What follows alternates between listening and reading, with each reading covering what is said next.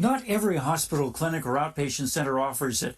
Pomona Valley is one that does. Outside ER, inside this nondescript mobile clinic, where yet to be hospitalized COVID patients who come to the ER and who qualify can receive an infusion of MAB, monoclonal antibodies.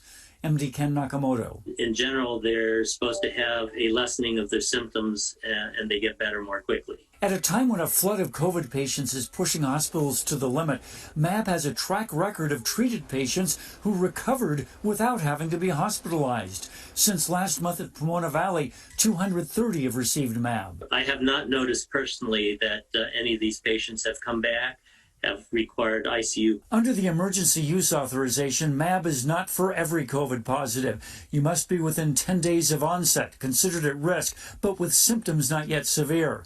The synthesized antibodies first gained attention in early October when given a share of the credit for President Trump's rapid recovery from COVID. The federal government agreed to cover the cost of providing MAB. If we had greater supply, we probably could do more. He gives MAB much of the credit for helping keep beds available at Pomona Valley. Across LA County, more than 8,000 patients are hospitalized with COVID, 10 times as many as just 2 months ago. In many cases, healthcare personnel have been transferred from outpatient clinics to inpatient care. The outpatient centers that remain in operation also feeling the stress. MD Tasha Dixon at the MLK Jr. Outpatient Center. We've all had to really rethink how we're providing the care while still trying to provide the best care that we can. But it's becoming tougher and tougher by the day. In Pomona Valley's experience, MAB infusions can help. Even if it's only a small number of patients being kept out of the hospital, I think that it is of an advantage.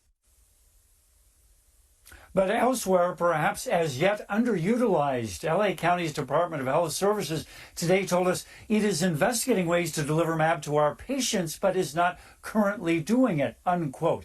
And in talking to physicians, we've learned that many are not aware that prescribing it is an option that can keep many COVID patients out of the hospital. Reporting live, Patrick Healy, NBC4 News.